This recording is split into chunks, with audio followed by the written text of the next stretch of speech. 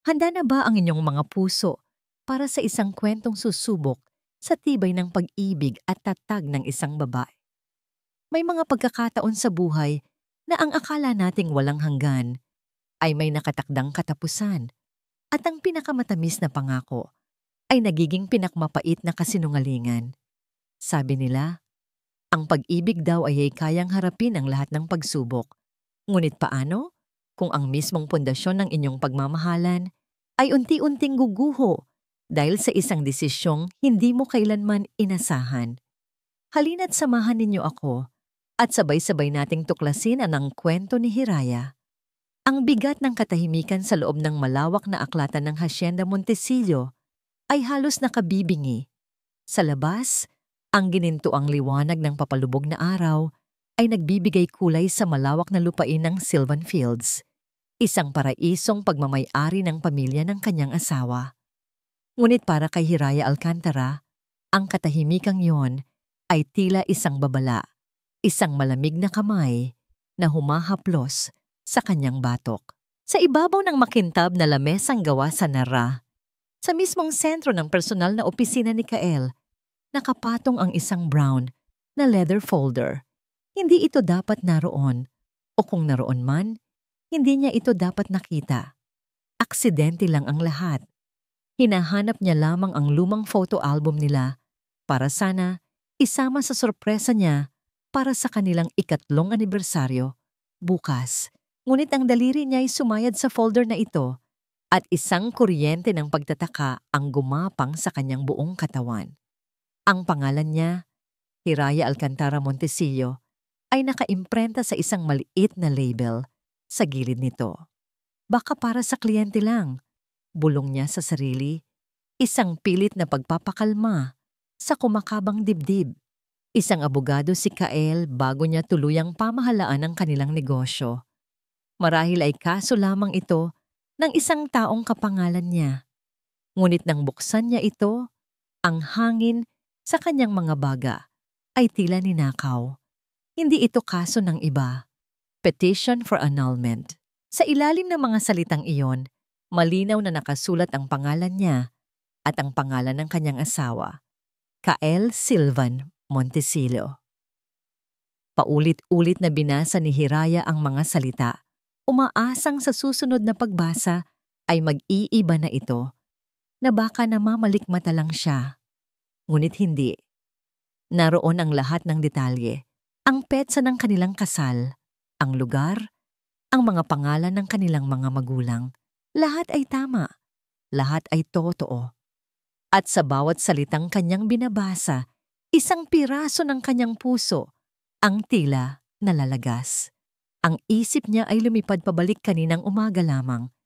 Ang nangiti ni Kael habang hinahalikan siya sa noo bago umalis. Ang yakap nito na nagsasabing, I love you, Hira, always. Ang mga mata nitong nangungusap ng pagmamahal na akala niya ay walang kapantay. Pati ba yun ay kasinungalingan? Isinara niya ang folder. Ang kanyang mga kamay ay nanginginig. Sa loob ng kanyang bulsa, naramdaman niya ang malamig na metal ng regalong binili niya para dito. Isang antigong pocket watch na may nakaukit na KSM and HA habang panahon. Isang walang kwentang simbolo ngayon. Isang katatawanan. 3 taon. 3 taon ng pag-aakalang natagpuan na niya ang kanyang tahanan. Ang Hacienda Montesillo, sa kabila ng malamig na pakikitungo ng ina ni Kael, si Doña Generala ay naging kanlungan niya dahil nariyan si Kael. Ang pangako ni Kael ang naging pundasyon niya. Tayo laban sa mundo, di ba? Iyon ang palagi nitong sinasabi kapag nalulungkot siya sa mga pahiwatig ng kanyang biyenan. Ang mga pahiwatig. Ngayon, ang lahat ay nagkaroon ng kahulugan. Ang mga komento ni Doña Generala tungkol sa kahalagahan ng isang tagapagmana. Ang pag-insulto nito sa kanyang payak na pinagmulan. Ang mga tingin nitong mapanuri sa tuwing may pagtitipon ng pamilya. Akala niya ay kaya nilang lampasan ang lahat. Akala niya, sapat na ang pagmamahal nila ni Kael. Ngunit ang folder na ito, ang dokumentong ito, ay isang hatol. Isang patunay na sa laban na ito, nag-iisa lang pala siya. Narinig niya ang ugong ng sasakyan ni Kael sa labas. Hindi siya gumalaw. Nanatili siyang nakatayo roon, hawak ang katibayan ng kanyang pagkawasak. Naghihintay na harapin ang lalaking nangako sa kanya ng habang buhay, ngunit sa likod niya ay naghahanda na pala ng kanilang katapusan. Bumukas ang pinto ng aklatan. Pumasok si Kael, bahagyang ngumingiti. Ngunit agad itong napawi nang makita ang anyo ni Hiraya at ang folder na hawak nito. Ang kulay sa kanyang mukha ay biglang nawala. Sa isang saglit, wala itong naisagot. Ang kanyang pagkagulat at pagkakasala ay malinaw na nakaguhit sa kanyang mga mata. Iyon na ang kumpirmasyong kailangan ni Hiraya. Kael, nagsimula siya. Ang kanyang boses ay basag at mahina. Isang tunog na hindi niya nakilala. Itinaas niya ang folder. Ano to? Hindi agad nakasagot si Kael. Nag-iwas ito ng tingin. Tila isang batang nahuling nagnanakaw. Hiraya, let me explain. Explain? Isang tawang walang saya ang kumawala sa kanyang lalamunan. Ipaliwanag mo kung paano mo nagawang halikan ako kaninang umaga. Habang pinaplano mo na pala itong lahat, ipaliwanag mo kung bakit sa loob ng 3 taon, pinaramdam mo sa akin na ako ang mundo mo. Pero isang pirasong papel lang pala ang katapat ng lahat. Lumapit si Kael. Ngunit umatras si Hiraya. Ang bawat hakbang nito palapit ay parang isang saksak sa kanyang dibdib. It's not what you think. Hindi ba? Sigaw niya. Ang mga luha na kanina pa niya pinipigilan ay bumuhos na. Nakasulat dito ang lahat, Kael. Annulment. Dahil ano? Dahil hindi kita mabigyan ng anak? Dahil iyon ang gusto ni Doña Generala? Sa pagbanggit ng pangalan ng ina nito, yumuko si Kael. Isang hiningang malalim ang pinakawalan nito, isang hininga ng pagsuko. At sa sandaling iyon, alam na ni Hiraya ang sagot. Si Mama. Nagsimula ito. Ang boses ay puno ng pighati. The legacy. The Sylvan Fields Agricorp. Kailangan ng tagapagmana, Hira. Isang lalaki. Alam mo kung gaano kahalaga yon sa kanya. Sa kanya. O sa'yo? Tanong ni Hiraya. Ang bawat salita ay may diin. Paano naman ako, Kael? Paano naman tayo? Ang mga pangako mo. Sabi mo, ipaglalaban mo ako. Sabi mo, tayo laban sa mundo. Tumingin si Kael sa kanya. Ang mga mata nito ay puno rin ng luha. Sinubukan ko, Hiraya. Maniwala ka. Sinubukan ko. Pero hindi ko kaya. Hindi ko siya kayang labanan.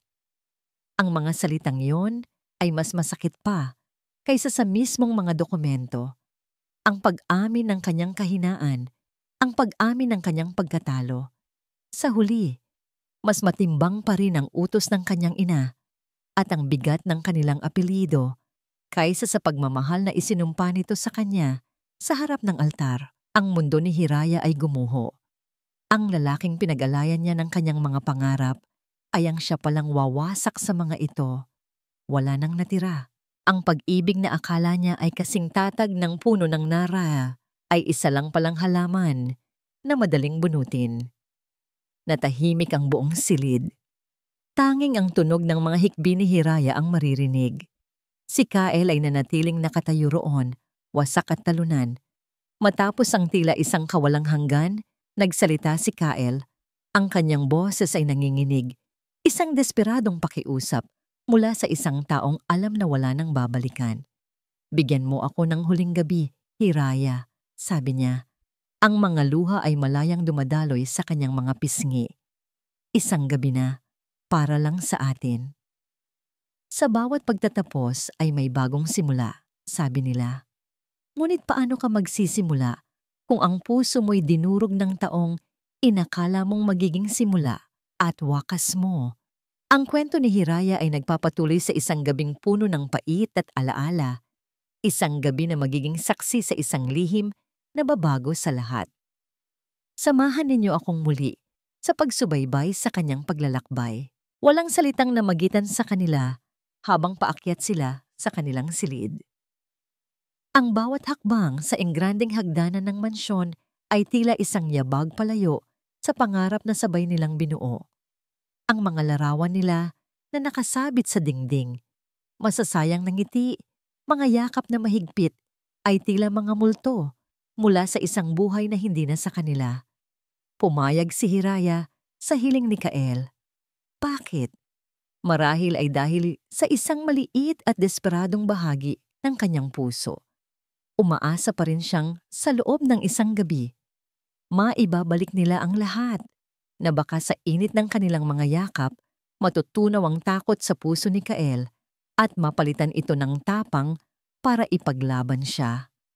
O marahil, dahil alam niyang ito na ang wakas at gusto niyang magkaroon ng isang huling alaala, isang huling haplos, na sasariwain niya sa mga gabing mag-iisa na lamang siya.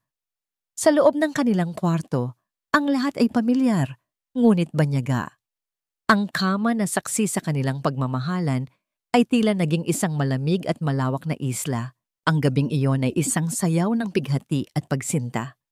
Bawat halik ni Kael ay may lasa ng luha niya at luha ni Hiraya.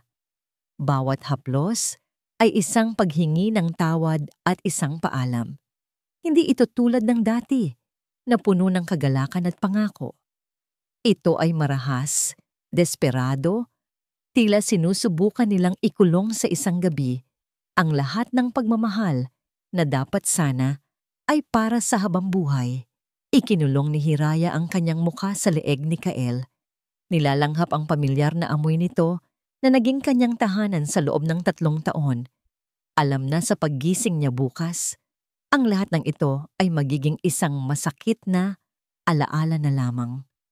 Mahal na mahal kita, Hira, bulong ni Kael sa gitna ng kadiliman. Ang kanyang boses ay basag. Patawarin mo ako. Hindi sumagot si Hiraya. Ano pa ang silbi ng mga salita? Ang pag-ibig ni Kael ay totoo. Ramdam niya. Ngunit hindi ito sapat. At iyon ang pinakamasakit sa lahat. Nang magising si Hiraya, ang sinag ng araw na tumatagos sa bintana ay tila isang mapanghusgang ilaw. Wala na si Kael sa kanyang tabi. Isang malamig na espasyo na lamang ang naiwan. Bumangon siya. Ang bigat sa kanyang dibdib ay mas matindi pa kaysa kagabi. Nakita niya si Kael na nakatayo sa may balkonahe, nakatanaw sa malawak na lupain ng Sylvan Fields, ang kahariang pinili nito kaysa sa kanya. Nang lumingon ito, wala na ang Kael na nakasama niya kagabi. Ang naroon ay ang tagapagmanang si Kael Montesillo. Ang kanyang mukha ay isang maskara ng tungkulin at pagsisisi. Sa ibabaw ng maliit na mesa sa kanilang silid, nakalatag na muli ang folder, ang petition for annulment, at sa tabi nito, isang pluma. Walang imikan. Lumapit si Hiraya sa mesa. Ang bawat hakbang ay parang may mga karayom na nakatusok sa kanyang talampakan. Kinuha niya ang pluma. Ang kanyang kamay ay nanginginig. Tumingin siya kay Kael, isang huling, tahimik na pagmamakaawa. Ngunit ang nakita lang niya ay isang pader ng kawalan ng pag-asa. Itinutok niya ang dulo ng pluma sa linya kung saan nakasulat ang kanyang pangalan, Hiraya Alcantara Montesillo. Ang apelyidong minsan ay nagbigay sa kanya ng ligaya, ngayoy isang tanikala na kailangan na niyang putulin. Isang patak ng luha ang pumatak sa papel, bahagyang nagpamantsa sa tinta. Pagkatapos, sa isang mabilis ngunit mabigat na galaw, inilagda niya ang kanyang pangalan. Ang bawat kurba ng kanyang pirma ay isang pagputol, isang paglaya, isang pagwasak. Binitiwan niya ang pluma. Tumama ito sa mesa na may mahinang kalansing, ang tanging tunog sa nakabibinging katahimikan. Hindi na niya tinignan si Kael. Tumalikod siya, kinuha ang maliit na maleta na inihanda niya kagabi at naglakad palabas ng silid. Palabas ng mansyon, palabas ng buhay nito. Walang lingon-lingon dahil alam niya Sa oras na lumingon siya, baka hindi na niya kayanin. Ilang araw ang lumipas. Ang bawat isa ay tila isang taon. Si Hiraya ay tumuloy sa isang maliit at murang paupahan sa isang syudad na malayo sa Hacienda Montecillo. Ang apat na sulok ng kanyang silid ay naging kanyang mundo. Ang tanging kasama niya ay ang kanyang mga alaala at ang sakit na hindi maubos-ubos. Ngunit may kakaiba siyang nararamdaman. Isang pagkahilo tuwing umaga na isinisisi niya sa stress at kakulangan sa tulog. Isang pagkasensitibo sa mga amoy at isang pagod na tila hindi nawawala. Isang umaga, habang nagsusuklay sa harap ng maliit na salamin, bigla siyang napatakip ng bibig at tumakbo sa banyo. Matapos isuka ang kakarampot na laman ng kanyang sikmura, napaupo siya sa malamig na sahig, nanginginig. Isang kaisipan ang biglang pumasok sa kanyang isip. Isang imposible, nakatatakot, ngunit puno ng pag-asang kaisipan. Ang huling gabi nila, ni Kael, nanginig ang kanyang mga kamay habang nagbibihis. Nagmamadali siyang lumabas at pumunta sa pinakamalapit na botika. Ang puso niya ay kumakarera habang binibili ang isang maliit na kahon na maaring maging sagot o tuluyang wawasak sa natitira pa niyang pag-asa. Pagbalik sa kanyang silid, nanginginig niyang sinunod ang mga panuto. Pagkatapos ay naghintay siya. Ang 3 minuto ng paghihintay ay parang habambuhay. Nakaupo siya sa sahig ng banyo, yakap ang kanyang mga tuhod, nakatitig sa maliit na plastik na yon na hawak ang kanyang kapalaran. Dahan-dahan, kinuha niya ito. Pumikit siya bago ito tignan. Huminga ng malalim. At pagmulat niya, 2 linyang kulay rosas ang sumalubong sa kanya. 2 linya. Ang hangin ay muling ninakaw mula sa kanya. Buntis siya. Magkakaanak sila ni Kael. Isang piraso ng kanilang pagmamahalan, isang buhay na bunga ng kanilang pinakamasakit na paalam. Umiyak si Hiraya. Ngunit sa pagkakataong ito, ang mga luha ay hindi na puro pighati. May halong gulat, takot, at isang maliit, kumikinang na sinag ng pag-asa. Kailangan niyang ipaalam kay Kael, nagbago na ang lahat. Ito na ang sagot. Ang tagapagmanang hinahangad ni Doña Generala. Ito na ang kanilang kaligtasan. Hindi na siya nag-isip pa. Kinuha niya ang kanyang pitaka at ang resulta ng pregnancy test at tumakbo palabas. Nagpara siya ng bus. Ang unang bus na pabalik sa probinsya kung nasaan ang Hacienda Montecillo. Habang tumatakbo ang bus sa highway, nakadikit ang mukha ni Hiraya sa bintana. Ang mga puno at bahay ay mabilis na lumilipas. Hawak niya ng mahigpit ang test sa kanyang kamay, ang kanyang tiket pabalik sa buhay na inakala niyang nawala na. Pabalik kay Kael. Ngunit sa gitna ng kanyang pag-asang umuusbong, isang malakas na busina ang biglang umalingaw-ngaw. Mula sa kasalubong na linya, isang malaking truck ang nawalan ng kontrol, umikot, at sumasalpok ng direkta patungo sa kanilang bus. Ang huling narinig ni Hiraya ay ang sabay-sabay na sigawan ng mga pasahero. Ang huling nakita niya ay ang nakakasilaw na ilaw ng truck na papalapit. Pagkatapos, ang lahat ay nilamon ng kadiliman. Ang pagsisisi ay isang lason na dahan-dahang pumapatay sa kaluluwa.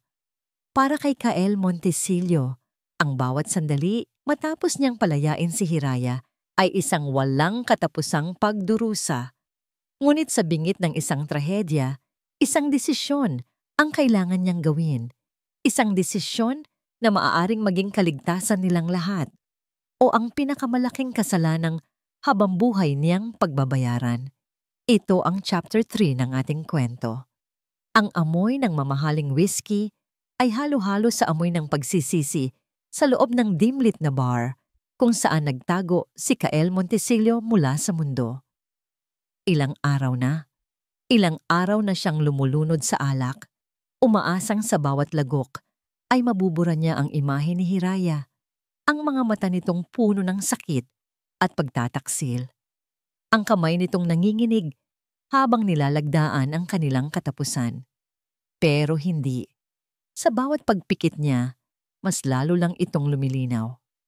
Isa pa, sabi niya sa bartender, itinutulak ang baso sa ibabaw ng counter. Ang bawat sulok ng Hacienda Montecillo ay sumisigaw ng pangalan ni Hiraya. Ang kanilang silid ay isang malamig na mausoleo ng kanilang mga alaala. Kahit ang pagtingin sa sarili niyang ina ay nagdudulot sa kanya ng matinding galit at pagkasuklam sa sarili. Nanalo si Doña Generala. Nakuha nito ang gusto niya, ngunit sa proseso, nawala kay Kael ang kanyang kaluluwa. Pinili niya ang pamanang hindi naman niya hinangad. Pinili niya ang tungkuling ipinataw sa kanya. Tinalikuran niya ang nag-iisang babaeng nagparamdam sa kanya na siya ay si Kael lang, hindi ang tagapagmana ng Montecillo. Ang duwag niya. Iyon ang salitang paulit-ulit na tumatakbo sa kanyang isip. Duwag. Biglang nagring ang kanyang telepono. Ang tunog ay tila isang alarmang gumising sa kanya mula sa kanyang miserableng estado. Numero ng kanyang personal na assistant, si Marco. Sinagot niya ito ng may pagkainis. What is it, Marco? I told you not to call unless the world is ending. Sir Kael. Ang boses sa kabilang linya ay nag-aalangan at puno ng pag-aalala. Sir, may masamang balita. Napaupo ng tuwid si Kael. What is it? Isang pampasaherong bus, sir. Galing sa syudad, pabalik dito sa probinsya. Naaksidente sa highway. Total wreck. Maraming nasaktan at namatay. Kumunot ang noo ni Kael. That's tragic. But why are you calling me? Nagkaroon ng isang sandaling katahimikan. Sir, isa sa mga pangalan sa listahan ng mga pasahero, Hiraya Alcantara. Sa isang iglap, ang lahat ng alak sa sistema ni Kael ay tila naglaho. Isang nakabibinging ugong ang pumuno sa kanyang tainga. Hindi maaari. Saan? Tanong niya. Ang kanyang boses ay isang garalgal na bulong. Highway 12? Malapit sa San Isidro Bridge. Nandoon na ang mga ambulansya at pulis. Binitiwan ni Kael ang telepono. Tumakbo siya palabas ng bar. Hindi na pinansin ang tawag ng bartender. Ang tanging laman ng kanyang isip ay ang pangalan ni Hiraya. Ipinaharurot niya ang kanyang sasakyan. Ang kanyang mga kamay ay mahigpit na nakakapit sa manibela. Ang kanyang puso ay dumadagundong na parang gustong kumawala sa kanyang dibdib. Ang bawat kilometro ay parang isang milya. Ang bawat segundo ay isang pagpapahirap. Mula sa malayo, natanaw na niya ang mga kumikislap na ilaw ng ambulansya at pulis. Ang kalsada ay sarado. Ang tanawin ay impyerno sa lupa. Isang bus na wasak at nakahandusay sa gilid ng daan at isang truck na nakabaligtad.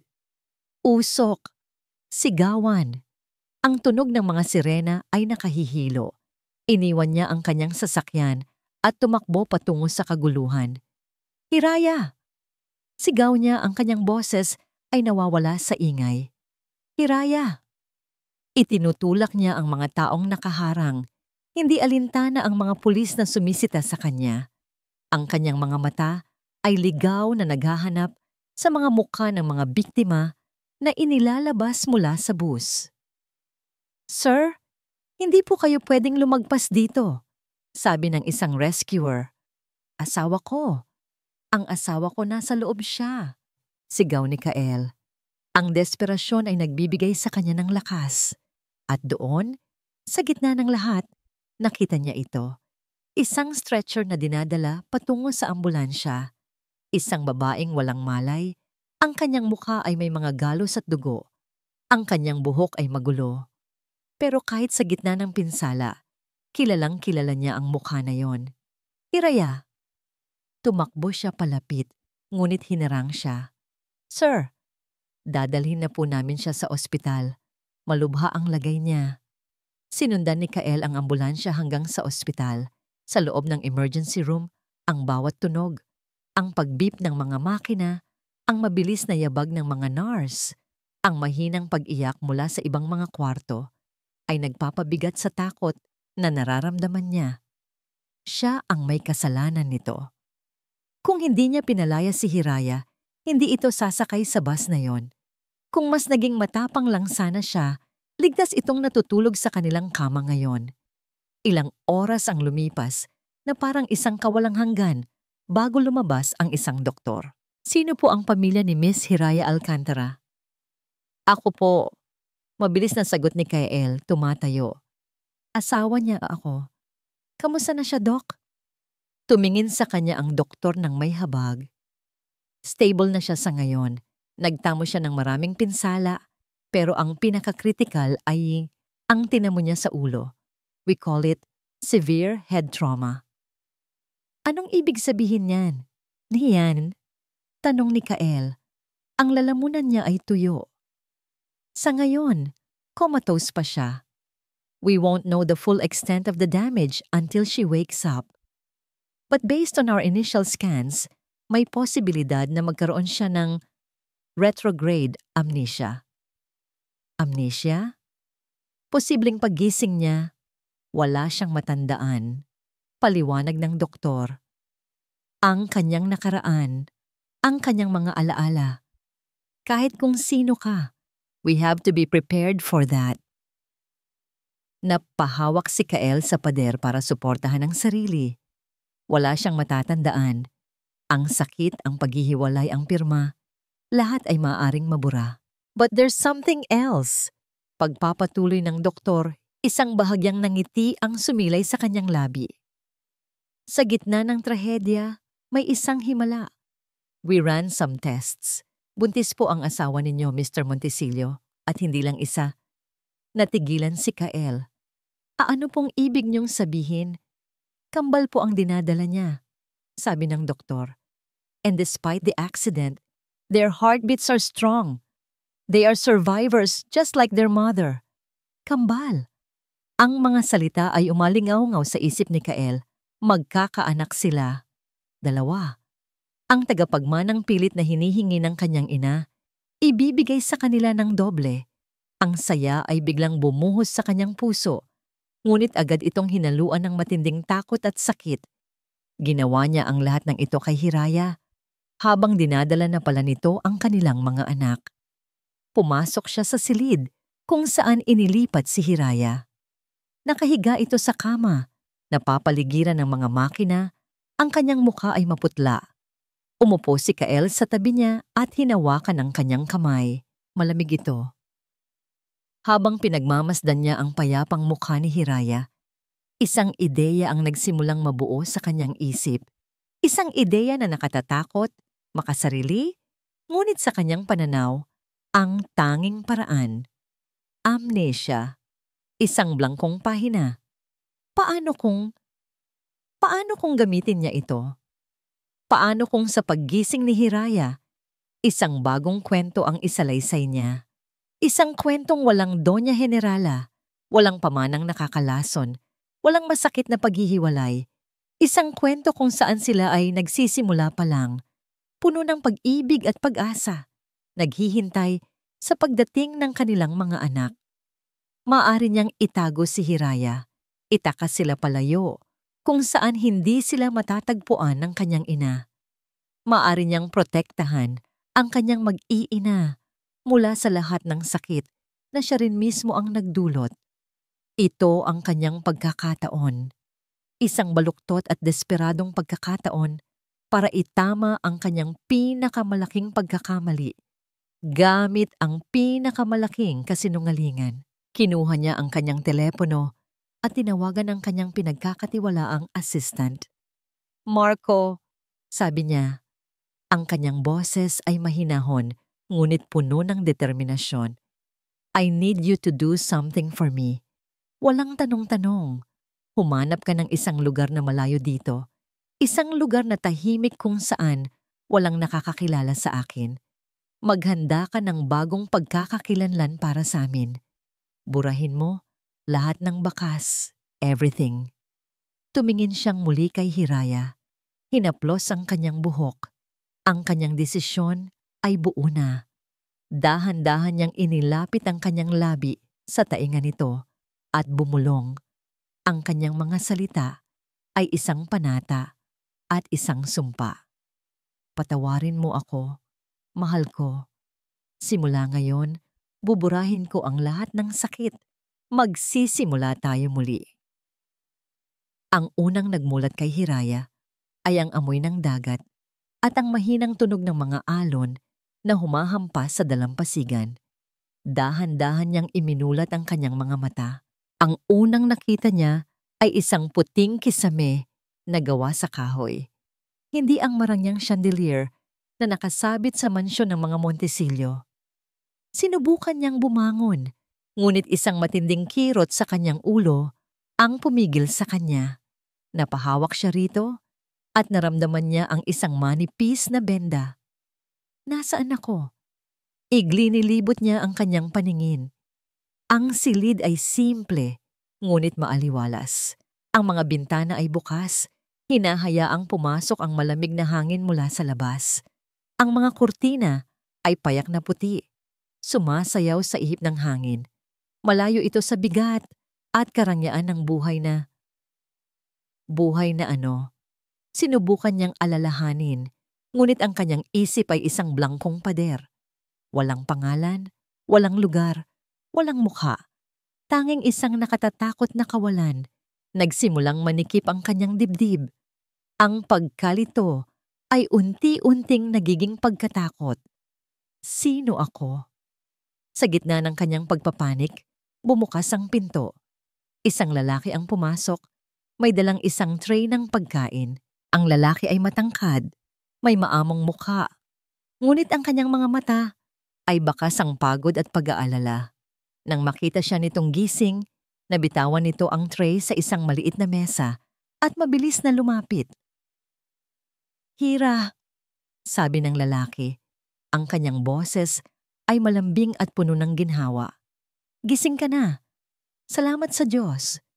Umupo ito sa gilid ng kama at akmang hahawakan ang kanyang kamay, ngunit nag-aatubili siyang iniurong ito.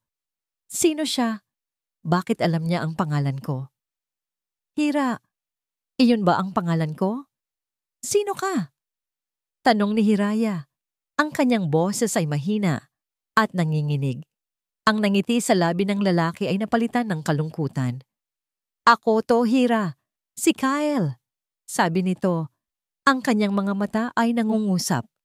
"Asawa mo." "Asawa?" Ang salita ay tila banyaga sa kanyang pandinig. Tinitigan niya ang mukha ni Kael. Hinahanap ang anumang pamilyar na bakas, ngunit wala. Isa siyang estranghero. "Nagkaroon ka ng maliit na aksidente, mahal ko." Malumanay na paliwanag ni Kael. Tila nababasa ang pagkalito sa kanyang mukha. "Nahulog ka at nabagok ang ulo mo." Sabi ng doktor, normal lang daw na makaranas ka ng temporary amnesia. Mawawala rin daw ito. Ang bawat salita ni Kael ay mahinahon. Pinapakalma ang takot na gumagapang sa kanyang sistema. Dahan-dahan, kinuha ni Kael ang isang photo album mula sa bedside table. "Tignan mo," sabi nito. Binubuklat ang mga pahina. "Ito tayo." Ipinakita nito ang mga litrato. Isang larawan nila na masayang naglalakad sa dalampasigan, magkahawak kamay. Isa pa, kung saan sila ay nagpipiknik sa ilalim ng isang puno. Ang kanyang ulo ay nakasandal sa balikat ni Kael. Ang mga ngiti sa litrato ay totoo. Ang mga yakap ay tila puno ng pagmamahal. Sa bawat larawan, nakikita niya ang isang masayang babae. Isang babaeng hindi niya nakikilala. Kararating lang natin dito sa Sanctuario del Mar. Pagpapatuloy ni Kael, ang kanyang boses ay isang pamilyar na himig na nagsasalaysay ng kanilang kwento. Naisip natin na ito ang pinakamagandang lugar para palakihin ang ating pamilya, para iwanan ang magulong buhay sa syudad. Hinaplos ni Kael ang kanyang tiyan na ngayon lang napansin ni Hiraya na bahagyang umuumbok. At para hintayin ang pagdating ng ating panganay, napatingin si Hiraya sa kanyang tiyan pagkatapos ay kay Kael. Buntis siya. Magkakaanak sila. Ang balitang ito, sa halip na magdulot ng higit na pagkalito, ay nagbigay ng isang kakaibang pakiramdam ng katatagan. Isang anchor sa gitna ng isang maalong dagat ng kawalan. Hindi pa rin niya matandaan ang lahat. Ngunit ang kwento ni Kael, ang mga litrato, ang pag-aalaga sa kanyang mga mata, gusto niyang maniwala. Ang maniwala ay mas madali kaysa harapin ang nakatatakot na kawalan sa kanyang isipan. Kinagabihan, nang medyo lumakas na siya, inalalayan siya ni Kael na maglakad sa dalampasigan. Ang papalubog na araw ay nagpinta ng kulay kahel at lila sa kalangitan. Ang buhangin sa kanyang mga paa ay pino at malamig. Dito, sabi ni Kael, humihinto sa isang lugar na may mga batong nakapalibot. Ito ang paborito nating pwesto. Dito natin pinapanood ang paglubog ng araw. Umupo sila sa buhangin. Hindi nagsalita si Kael. Hinayaan lang niya si Hiraya na damhin ang lugar. Ang katahimikan ay hindi nakakailang. Ito ay puno ng kapayapaan. Tumingin si Hiraya kay Kael na nakatanaw sa dagat. Ang kanyang mukha ay kalmado. Ngunit sa ilalim nito, nakikita ni Hiraya ang isang bakas ng kalungkutan, isang lalim na hindi niya maunawaan. Sa mga sandaling iyon, habang pinagmamasdan niya ang lalaking nag-aalaga sa kanya ng buong pag-iingat, isang pamilyar na init ang gumapang sa kanyang dibdib. Isang pagmamahal na sa tingin niya ay dati nang nandoon, ngunit sa katotohanan ay muling isinisilang. Ang pagtitiwala ay nagsimulang tumubo sa kanyang puso. Ang pakiramdam ng kaligtasan ay yumakap sa kanya. Ganito pala ang magmahal, bulong niya sa sarili, habang ang hangin ay marahang humahaplos sa kanilang mga mukha. Ang mahalin siya. Ngumiti siya, isang tunay na ngiti sa unang pagkakataon. Tumingin si Kael sa kanya at ngumiti rin pabalik. Sa mga mata nito, nakita niya ang isang pagmamahal na tila kayang punan ang lahat ng puwang sa kanyang alaala. Ngunit ng gabing iyon, habang mahimbing na natutulog si Kael sa kanyang tabi, isang panaginip ang dumalaw kay Hiraya. Nasa isang marangyang silid siya, isang aklatan na may matataas na estante ng libro. Nakaupo siya sa harap ng isang malaking lamesa. Sa kanyang harapan, may isang dokumento. Ang kanyang kamay ay may hawak na pluma at sa ilalim ng bigat ng isang hindi maipaliwanag na pighati, nilagdaan niya ang kanyang pangalan. Ang bawat letra ay tila isang hiwa sa kanyang puso. Isang sakit na napakatotoo. Nagising si Hiraya na habol ang kanyang hininga. Ang kanyang puso ay kumakarera sa kanyang dibdib.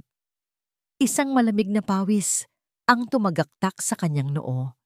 Lumingon siya kay Kael na payapang natutulog. Ang kanyang mukha ay maamo sa ilalim ng sinag ng buwan. Ang lalaking nagbibigay sa kanya ng pakiramdam ng kaligtasan. Ngunit bakit? Sa kaibuturan ng kanyang puso, may isang maliit na tinig na nagsasabing may mali. Isang babala na ang paraisong kanyang ginagalawan ay may itinatagong anino. 5 taon. Para kay Kael Silvan Montesillo, ang 5 taon ay sabay na isang biyaya at isang parusa. Isang biyaya dahil sa bawat araw na gumigising siya sa tabi ni Hiraya. Sa bawat tawa ng kanilang kambal, nararamdaman niya ang isang kaligayahang hindi niya kailanman inakalang posible. Ngunit isa ring parusa dahil sa bawat ngiti ni Hiraya, sa bawat yakap ng kanilang mga anak, isang tinik ng pagkakasala ang bumaon ng mas malalim sa kanyang puso. Ang kanilang buhay sa Santuario del Mar ay perpekto. Isang perpektong kasinungalingan. Daddy, huli ka! Ang sigaw ng kanyang 5 taong gulang na anak na si Alon ang pumutol sa kanyang malalim na pag-iisip. Napangiti si Kael habang pinapanood ang kambal na naghahabulan sa dalampasigan. Si Alon, na nakuha ang kanyang pangalan mula sa mga alon, ay malakas at malikot. Ang kakambal naman nitong si Tala, na kasingkinang ng mga bituin ng mga mata, ay mahinhin ngunit puno ng kuryosidad. Sila ang mundo ni Kael. Sila at ang kanilang ina. Parating na ako! Sigaw ni Kael pabalik at hinabol ang kanyang mga anak. Ang kanilang halakhakan ay tila musika sa pandinig. Nakaupo si Hiraya sa isang banig hindi kalayuan. Pinapanood sila ng may ngiti sa kanyang mga labi. Ang mga bakas ng aksidente ay matagal nang naghilom sa kanyang mukha, ngunit ang kanyang mga alaala ay hindi na kailanman bumalik. Tinanggap na niya ang kwentong ibinigay sa kanya ni Kael. Minahal niya ang lalaking nag-alaga sa kanya, ang lalaking ama ng kanyang mga anak. Mahal na mahal niya si Kael, ngunit may mga gabi, kapag ang bahay ay tahimik na binabangungot pa rin siya. Mga pira-pirasong imahe, isang marangyang silid, ang bigat ng isang pluma, isang pakiramdam ng matinding pagkawala. At may mga pagkakataon sa gitna ng araw na makakakita siya ng isang bagay, isang kulay, isang simbolo, isang pamilyar na mukha sa dyaryo, at isang matalas na kirot ang sasagi sa kanyang ulo na mabilis ding nawawala. Kinagabihan, habang nanonood sila ng telebisyon, pagkatapos matulog ng kambal, isang business news segment ang ipinalabas. Biglang lumitaw sa screen ang isang pamilyar na logo, isang malaking puno na may mga letrang MP na nakaukit sa ilalim. Montecillo Prime Holdings. Sandali, sabi ni Hiraya. Kumunot ang kanyang noo. Pamilyar yan. Napatingin si Kael sa TV. Ang dugo sa kanyang katawan ay tila nagyelo. Mabilis niyang kinuha ang remote control. Kael, teka.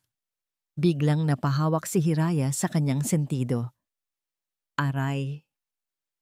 Hira, anong nangyayari? Ayos ka lang? Tanong ni Kael. Ang pag-aalala sa kanyang boses ay totoo, ngunit may halong pagpapanik. Masakit lang ang ulo ko, sabi ni Hiraya. Pumipikit. Yung logo na yon, parang, wala yan mahal. Baka napagod ka lang sa maghapon, sabi ni Kael. At mabilis na inilipat ang channel sa isang pelikula. Hinagod niya ang likod ni Hiraya. Manood na lang tayo nito. Paborito mo to, di ba? Ngumiti si Hiraya, ngunit ang anino ng pagdududa ay nanatili sa kanyang mga mata. Tinanggap niya ang paliwanag ni Kael, ngunit hindi niya maalis sa isip ang biglang pagtibok ng kanyang puso nang makita ang logong yon. Makalipas ang ilang linggo, habang nilalabhan ni Hiraya ang mga damit ni Kael, may nahulog mula sa bulsa ng isang lumang Amerikana na matagal nang hindi na isusuot. Isang maliit na metal na bagay. Isang silver na cufflink.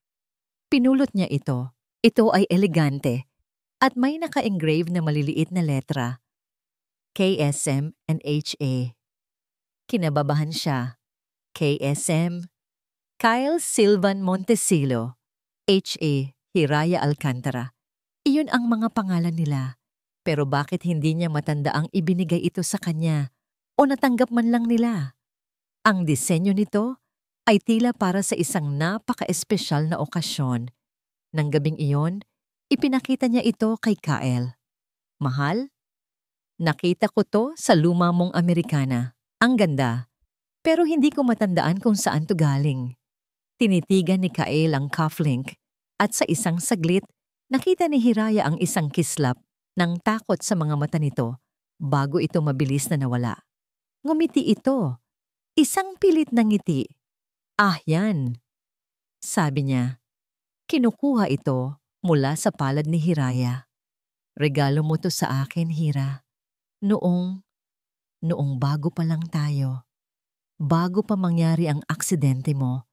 Itinago ko lang muna. Ayokong biglain ka ng mga bagay na hindi mo pa maalala. Baka lalo ka lang malito. Ang paliwanag ay makatuwiran. Ngunit hindi nito napawi ang kakaibang pakiramdam ni Hiraya. Habang hawak niya ang cufflink kanina, naramdaman niya ang isang pamilyar na bigat, isang alaala na hindi maabot ng kanyang isipan, ngunit nararamdaman ng kanyang puso. Ang mga maliliit na bagay na ito, ang mga panaginip, ang logo sa TV, ang cufflink, ay parang mga piraso ng isang puzzle na hindi niya mabuo. Ang buhay nila ay masaya, halos perpekto. Ngunit ang pagiging perpekto nito ang siya mismong nakapagtataka.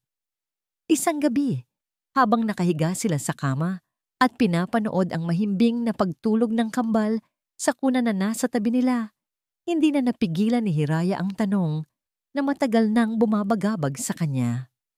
Kael, mahinang tawag niya. Sagot ni Kael, inaantok. Humarap si Hiraya sa kanya. Ang kanyang mukha ay seryoso sa ilalim ng dim na ilaw ng lampara. Tinitigan niya ang mga mata ng lalaking mahal niya, ang ama ng kanyang mga anak, ang pundasyon ng kanyang buong mundo. Kael, bakit pakiramdam ko may kulang? Tanong niya. Ang kanyang boses ay halos isang bulong. Bakit wala akong maalalang kamag-anak o kaibigan mula sa dati kong buhay? Ang tanong ay binitiwan sa hangin. Simple, ngunit mabigat. Sa isang iglap, ang antok sa mga mata ni Kael ay ganap na naglaho. Napalitan ito ng isang pamilyar na takot, ang takot ng isang taong alam na ang kastilyong buhangin na kanyang itinayo ay malapit ng tamaan ng unang alon. 5 taon. Sa loob ng marangya ngunit malamig na opisina sa puso ng Hacienda Montesillo, ang oras ay tila hindi gumagalaw.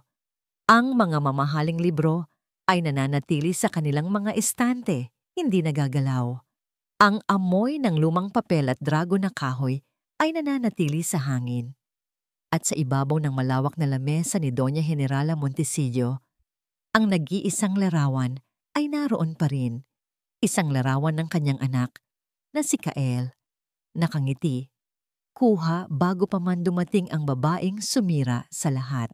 Binitiwan ni Doña Generala ang kanyang pluma at sumandal sa kanyang upuang gawa sa balat. 5 taon na ang nakalipas mula noong umalis si Kael. Isang maikling sulat lang ang iniwan nito. Sinasabing kailangan niyang hanapin ang sarili, malayo sa bigat ng pangalang Montesillo. Isang kasinungalingan. Alam niya, hindi siya naniniwala na ang kanyang anak, ang kanyang dugo, ang tagapagmana ng lahat ng kanyang pinaghirapan ay basta na lamang tatalikod sa kanilang imperyo. At lalong hindi siya naniniwala na gagawin nito iyon para sa isang babaeng baog. Isang babaeng walang maibibigay sa kanilang angkan, kundi kahihiyan. Para sa kanya, ang pag-ibig ay isang kahinaan, isang emosyong kayang magpabagsak sa pinakamatatag na pundasyon. At hindi niya hahayaang ang kahinaang iyon ang maging sanhi ng pagguho ng Sylvan Fields Agricorp. Tumingin siya sa labas ng bintana sa malawak na lupain na umaabot hanggang sa abot-tanaw. Ito ang kanyang kaharian. Ipinaglaban niya ito. Isinakripisyo niya ang lahat para rito. Ang kanyang isip ay lumipad pabalik sa isang malayong alaala. Bata pa siya noon, puno ng pangarap at pag-ibig para sa isang simpleng magsasaka na ang tanging yaman ay ang kanyang mga pangako. Naaalala pa niya ang init ng kamay nito, ang ngiti sa mga labi nito, at ang isang maliit na kwintas na gawa sa kahoy na ibinigay nito sa kanya. Ngunit ang kanyang ama, ang patriarka ng kanilang pamilya, ay may ibang plano. Ang mga Montesillo ay hindi nagpapakasal sa putik. Iyon ang mga salitang tumatak sa kanyang isipan, kasabay ng pagbasag ng kanyang ama sa kwintas na kahoy sa harapan niya. Ipinakasal siya sa isang lalaking kasing yaman at kasing impluwensya nila. Pinili niya ang tungkulin, pinili niya ang mana. At sa paglipas ng mga taon, sinigurado niyang ang puso niya ay hindi na muling magiging marupok. Ang alaalang iyon ay hindi nagdulot sa kanya ng kalungkutan, kundi ng determinasyon, isang mapait na aral na pilit niyang ipinapaintindi kay Kael. Hindi niya hahayaang maranasan ng kanyang anak ang sakit na yon sa pamamagitan ng paggawa ng parehong pagkakamali, ang pagpili sa isang pag-ibig na walang kinabukasan. Ngunit si Kael, sa kanyang kahinaan, ay nagpadala. Kinuha ni Doña Generala ang telepono. Isang numero ang kanyang tinawagan. Dumating ka sa opisina ko. Ngayon din. Wala pang isang oras, isang lalaking nasa edad 40, nakasuot ng simpleng polo shirt ngunit may matalas na mga mata, ang pumasok sa kanyang opisina. Siya si Mr. Velasco, ang pinakamahusay na pribadong imbestigador sa bansa. Isang taong kayang maghanap ng karayom sa gitna ng dayami. Doña Generala, bati nito. Bahagyang yumuko. Hindi siya nag-alok ng upuan. Tumayo siya at lumapit sa bintana. Nakatalikod sa kanyang bisita. 5 taon na, anya. Ang kanyang boses ay malamig at walang emosyon. 5 taon ko nang hinayaan ang aking anak sa kanyang kahibangan. Tapos na ang pagbibigay ko. Humarap siya kay Mr. Velasco. Ang kanyang mga mata ay kasing tigas ng bakal. Gusto kong hanapin mo siya. Gamitin mo ang lahat ng koneksyon mo, lahat ng yaman ko, walang limitasyon. Masusunod po, sagot ng imbestigador, hindi natitinag sa awtoridad ng babae. Mayroon po ba kayong huling impormasyon tungkol sa kanya? Ang huling balita ay patungo siya sa Hilaga, sabi ni Doña Generala. At kasama niya ang babaeng yon, si Hiraya Alcantara.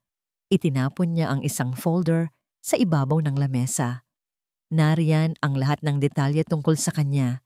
Isang walang kwentang ulila na pilit na umakyat sa ating pamilya. Kinuha ni Mr. Velasco ang folder. Ano po ang gusto ninyong gawin kapag nahanap na namin sila? Isang malamig na ngiti ang sumilay sa mga labi ni Doña Generala. Lumakad siya pabalik sa kanyang mesa at umupo. Muling hinawakan ang kanyang pluma, tila isang reyna sa kanyang trono. Hanapin mo ang anak ko, utos niya. Ang kanyang boses ay may diin at puno ng panganib. At alamin mo kung buhay pa ang babaeng yon. Lumipas ang mga linggo. Ang bawat araw ay lumilipas ng walang balita. Ngunit hindi nabawasan ang pasensya ni Doña Generala. Alam niyang sa huli, mahahanap din niya si Kael. Ang mundo ay maliit para sa isang taong may kapangyarihan at perang tulad niya. Isang hapon, habang pinipirmahan niya ang mga dokumento para sa isang bagong expansion ng Sylvan Fields, tumunog ang kanyang pribadong linya. Velasco, sabi niya, may nahanap na po ako, Donya. Napatigil sa pagsulat si Generala. Magsalita ka. Isang lalaki na kamukhang-kamukha ni Sir Kael ang namataan sa isang maliit na bayan sa baybayin ng La Union, sabi ng imbestigador. Tahimik ang lugar, malayo sa kabihasnan. Ang pangalan daw niya roon ay Leo Valerio. Leo Valerio, isang pangalang ordinaryo, isang pangalang para sa isang ordinaryong tao. Napakuyom si Doña Generala sa kanyang pluma. At ang babae? Tanong niya. Ang kanyang boses ay mababa. Kasama niya, Donya, at mayroon silang 2 anak. Isang lalaki at isang babae. Kambal. Kambal. Ang salita ay tumama kay Doña Generala na parang isang sampal. Ang babaeng baog. Ang babaeng walang silbi. Nagkaanak ito. At hindi lang isa, kundi 2. At isa roon ay lalaki. Ang tagapagmanang matagal na niyang hinintay. Isang mabagal at mapanganib na ngiti ang muling gumuhit sa kanyang mga labi. Ang laro ay biglang nagbago. Hindi na ito tungkol sa pagpapabalik lamang sa kanyang anak. Ito na ay tungkol sa pagkuha ng nararapat sa kanya. Ano ang pangalan ng lugar? Tanong niya. Ang kanyang boses ay puno ng pananabik sa isang laban na malapit nang magsimula. Ang tawag po sa bayan ay Sanctuario del Mar. Ang tanong ni Hiraya ay nanatiling nakabitin sa hangin sa pagitan nila. Isang espada na handang bumagsak anumang oras. Bakit wala akong maalalang kamag-anak o kaibigan mula sa dati kong buhay? Nakangiti si Kael, ngunit hindi umabot sa kanyang mga mata. Dahil ako lang ang pamilya mo, mahal. Tayo lang. Iniwan natin ang lahat para magsimula dito. Hindi ba't yun ang pinag-usapan natin? Ang sagot ay gasgas na. Isang linya mula sa script na 5 taon na niyang binibigkas. Ngunit sa pagkakataong ito, nakita niya ang pagdududa sa mga mata ni Hiraya. Hindi na ito kasing epektibo ng dati. Ang mga pader na kanyang itinayo ay nagsisimula ng gumuho. Kinabukasan, isang tawag ang gumising sa kanya mula sa bangungot. Isang lumang prepaid number na paminsan-minsan lang niya ginagamit. Si Marco, ang kanyang dating assistant, ang tanging tao mula sa dati niyang buhay na nakakaalam ng kanilang kinaroroonan. "Sir Cale," sabi ni Marco, ang kanyang boses ay nagmamadali. "May problema. May mga nagtatanong tungkol sa inyo sa Maynila. Isang pribadong investigador. Masyadong magaling. Inaalat niya ang mga lumang empleyado. Sinusubaybayan ang mga financial trail mo bago ka nawala." Isang malamig na kaba ang gumapang sa dibdib ni Kael. Alam niya kung kaninong tao iyon. "Ang ina ko." "Walang duda, sir. At sa tingin ko malapit na sila. Napakadesperado ng paghahanap." Pinutol ni Kael ang tawag. Tumingin siya sa bintana kung saan naglalaro ang kambal habang si Hiraya ay nagdidilig ng mga halaman. Ang perpektong larawan ng kapayapaan. Isang larawan na malapit ng mabasag. 5 taon siyang nagtago. Iniisip na ang pinakamasamang mangyayari ay ang pilitin siyang bumalik. Ngunit ngayon, habang papalapit ang anino ng kanyang ina, isang bagong takot ang umusbong. Ang galit ni Doña Generala ay hindi basta-basta. Kung malaman nito ang tungkol sa kambal, ang tagapagmanang ipinagkait sa kanya, walang sino man ang makapagsasabi kung ano ang kaya nitong gawin. Kailangan niyang malaman kung ano ang hinahabol niya. Kailangan niyang malaman kung hanggang saan ang kayang gawin ng kanyang ina. At may isang bagay na bumabagabag sa kanya sa loob ng 5 taon. Isang maluwag na sinulid sa kwento ng aksidente. Mayroon siyang kilalang isang investigative journalist, si David Reyes, isang taong may utang na loob sa kanya mula sa isang kasong tinulungan niya noon. Si David ay tuso, walang takot, at mas magaling pa sa pulis pagdating sa paghuhukay ng mga lihim. Gamit ang isa pang burner phone, tinawagan niya si David. "David! Kael Montecillo ito." Isang sandaling katahimikan sa kabilang linya. "Ang multo ng Montecillo, akala ko'y patay ka na." Sagot ni David, may halong pagbibiro. "Halos," sabi ni Kael. "Kailangan ko ng tulong mo. May utang ka sa akin at oras na para maningil." "Ano ang kailangan mo?"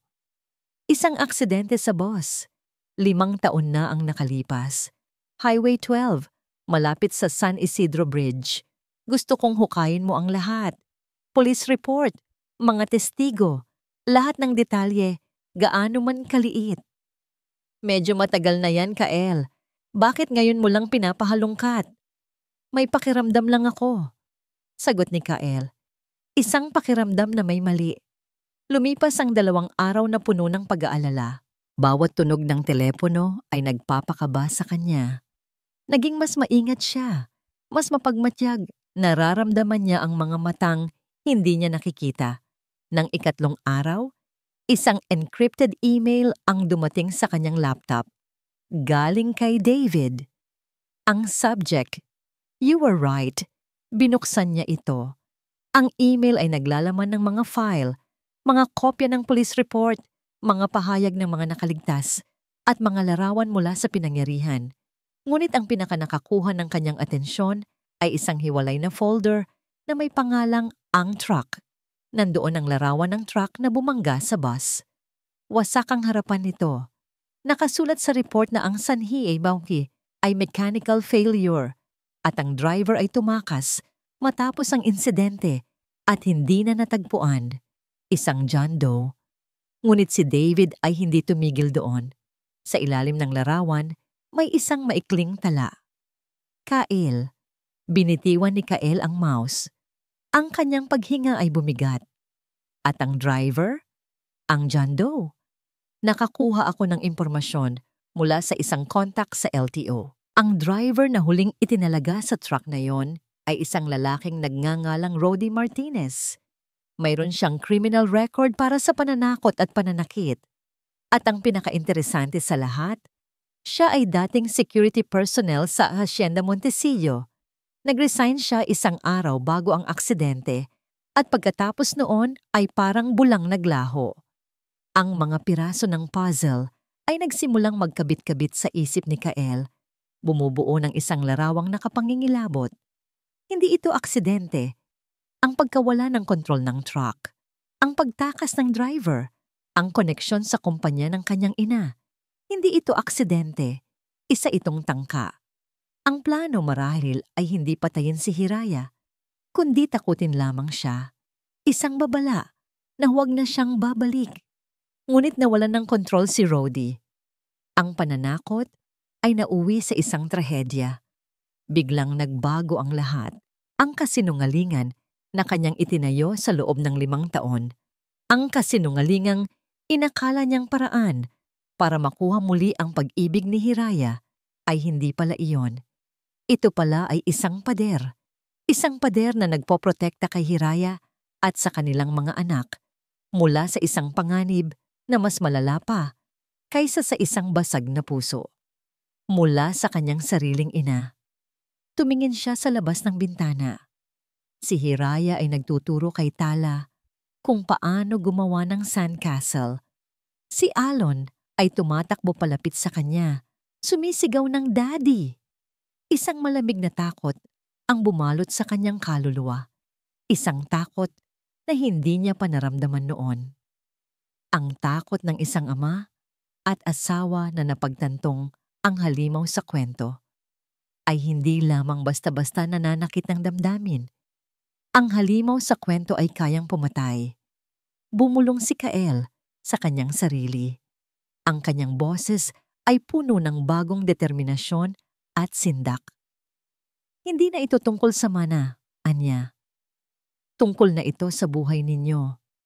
Ang Kael na bumalik mula sa kung saang tawag iyon ay hindi na ang Kael na nakasama ni Hiraya sa loob ng 5 taon.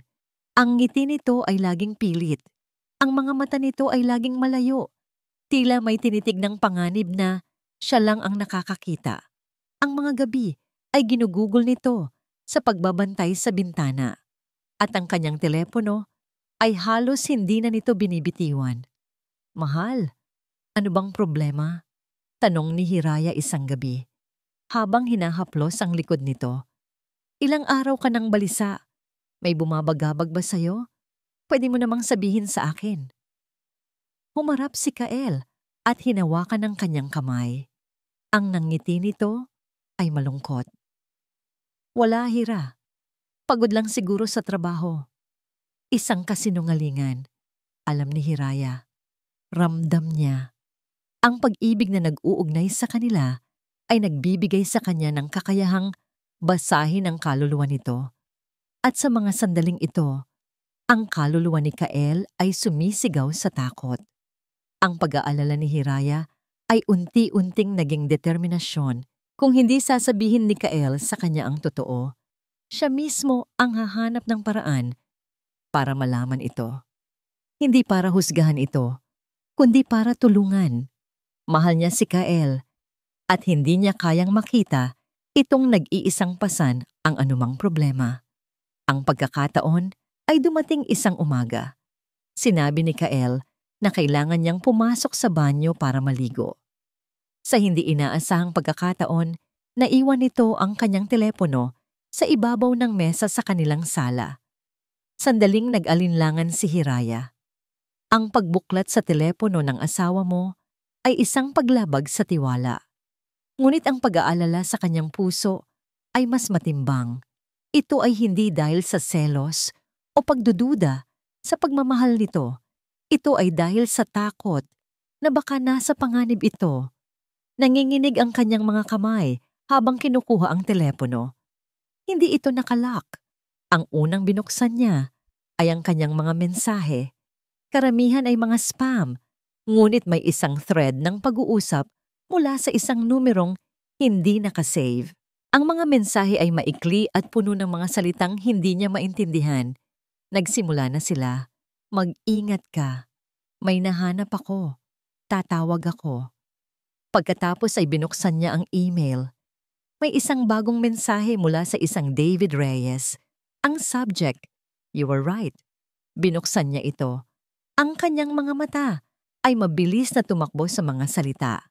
Mga salitang nagpakaba sa kanya. Police report ay malinis. Masyadong malinis. Subsidiary ng Sylvan Fields Agricorp. Driver ay dating security sa Hacienda Montecillo. Montecillo. Ang salitang yun ulit. Ang pangalang nagdulot sa kanya ng matinding sakit ng ulo noong isang araw. Anong Hacienda Montecillo? At ano ang kinalaman ni Kael dito? Ang pinakababa ng email ay ang nagpatigil sa kanyang paghinga. May nakalakip na police report at sa report na yon, nakasulat ang kanyang pangalan, Hiraya Alcantara, at ang salitang aksidente. Aksidente. Iyon ang sinabi ni Kael na nangyari sa kanya. Pero bakit may investigasyon? Bakit may koneksyon sa isang kumpanyang hindi niya kilala? Isang pilit na pag-uugnay ang nabubuo sa kanyang isipan, ang kanyang mga panaginip, ang pagpirma sa isang dokumento, ang pakiramdam ng pagkawala, ang mga tanong niya tungkol sa kanyang pamilya na laging sinasagot ni Kael ng mga malabong paliwanag. Nanginginig. Binuksan niya ang internet browser sa telepono. Tinipa niya ang salitang pinagmumulan ng lahat ng kanyang katanungan. Montecillo. Ang mga resulta ay bumaha sa screen. Mga artikulo tungkol sa Montecillo Prime Holdings, isa sa pinakamalaking korporasyon sa agrikultura sa bansa. Mga larawan ng isang malawak na hasyenda. Mga balita tungkol sa kanilang negosyo. At doon, sa isang artikulo mula sa isang business magazine, na may petsang 6 na taon na ang nakalipas, nakita niya ito. Isang larawan ni Kael. Ngunit ibang-iba. Nakasuot ito ng mamahaling suit, ang buhok ay maayos na nakasgel, at ang nangiti nito ay para sa kamera, hindi tulad ng ngiting ibinibigay nito sa kanya. At sa tabi nito, may isang matandang babae, nakasuot ng eleganteng bestida. Ang kanyang mukha ay may awtoridad at tila hindi marunong ngumiti. Binasa ni Hiraya ang caption sa ilalim ng larawan. Doña Generala Montecillo, kasama ang kanyang nag-iisang anak at tagapagmana, si Kael Sylvan Montecillo, sa pagdiriwang ng ika-50 anibersaryo ng Sylvan Fields Agricorp. Nabitawan ni Hiraya ang telepono. Tumama ito sa sahig na may malakas na kalabog. Tagapagmana. Hindi Leo Valerio ang pangalan niya. Siya si Kael Sylvan Montecillo. Ang simpleng buhay nila, ang bahay sa tabi ng dagat, ang kwento ng kanilang pagsisimula. Lahat ba ay hindi niya natapos ang kanyang iniisip? Isang ugong ng isang mamahaling sasakyan ang biglang pumutol sa katahimikan ng Santuario del Mar. Isang tunog na hindi nababagay sa simpleng lugar na yon. Dahan-dahan siyang lumapit sa bintana. Isang makintab at itim na kotse ang huminto sa tapat ng kanilang bahay. Bumukas ang pinto sa likuran.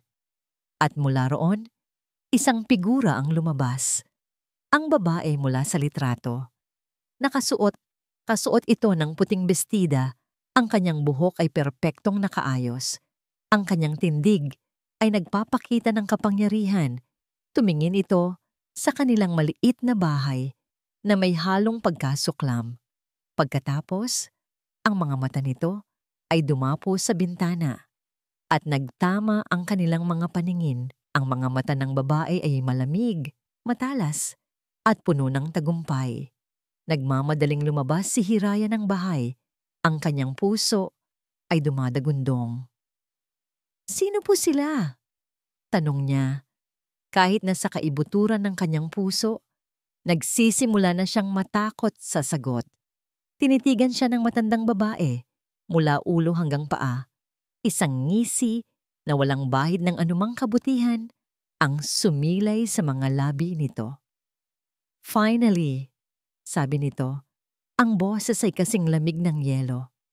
Nahanap din kita, impostor. Impostor?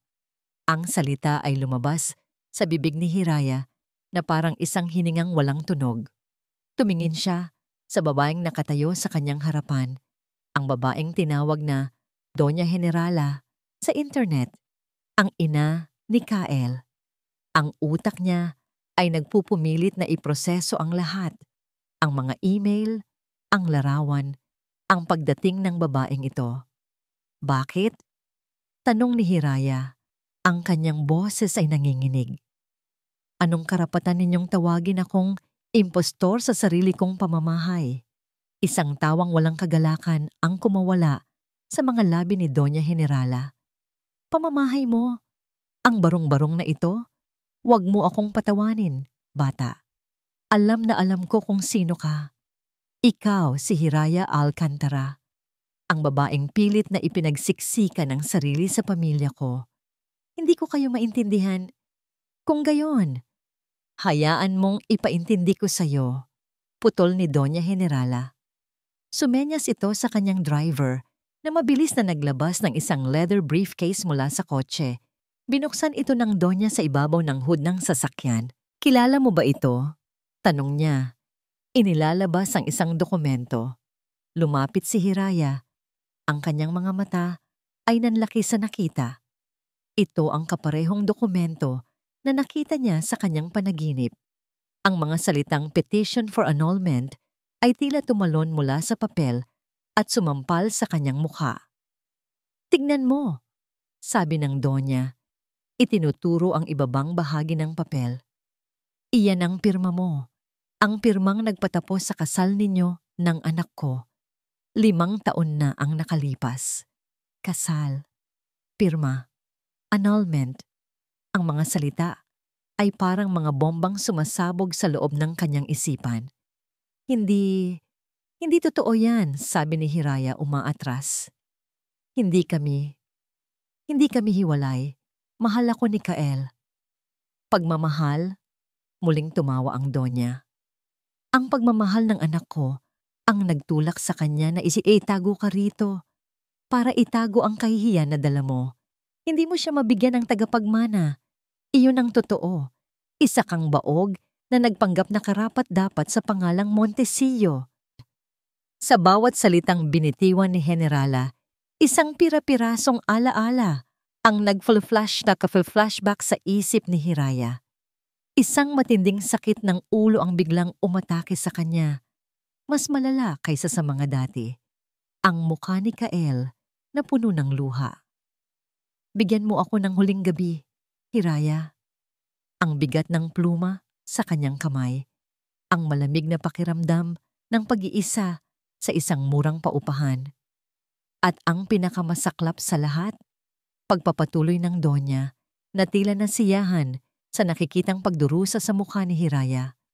Ang buong buhay mo sa loob ng 5 taon, ang aksidente mo, ang pagmamahalan ninyo ni Kael dito sa islang ito. Lahat ng iyon ay isang malaking kasinungalingan. Ibinato ng Donya ang isang dyaryo sa paanan ni Hiraya, isang lumang dyaryo. Ang headline, Tragedya sa Highway 12. Bus, sumalpok sa truck, marami patay at sugatan.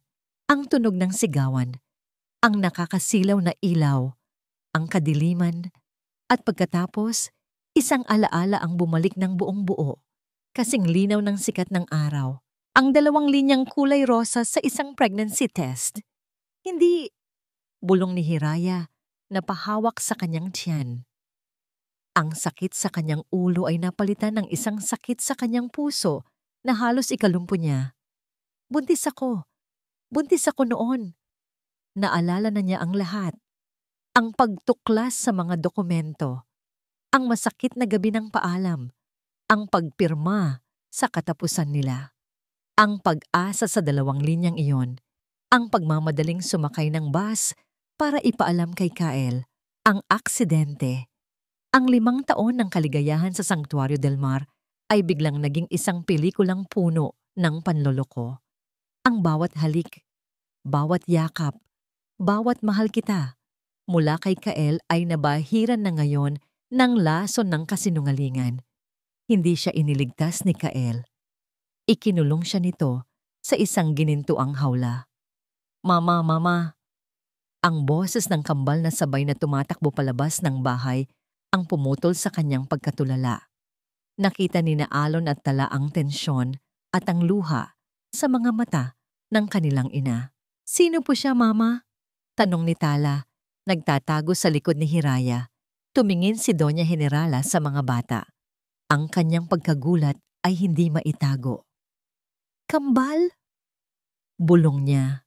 Pagkatapos, isang matalim na tingin ang ipinukol niya kay Hiraya, isang tinginin ng matinding galit. Pati rito, nagsinungaling sa akin ang anak ko. Sakto sa sandaling iyon, isa pang sasakyan ang humarurot at huminto sa likod ng kotse ng Donya. Mabilis na bumaba si Kael. Natigilan siya nang makita ang eksena sa kanyang harapan, ang kanyang ina, si Hiraya na umiiyak, at ang kambal na takot na nakayakap dito. Nakita niya ang expressions sa mukha ni Hiraya. Alam na niya. Wala nang pagtatago. Wala nang kasinungalingan. Tapos na ang lahat. Dahan-dahang lumakad si Hiraya palayo sa mga anak niya at palapit kay Kael. Bawat hakbang niya ay mabigat. Bawat hakbang ay isang hatol. Tumayo siya sa harap nito. Tinitigan ang lalaking minahal niya ng 2 beses. Una sa katotohanan at pangalawa sa kasinungalingan. Tinaas niya ang kanyang kamay na nanginginig.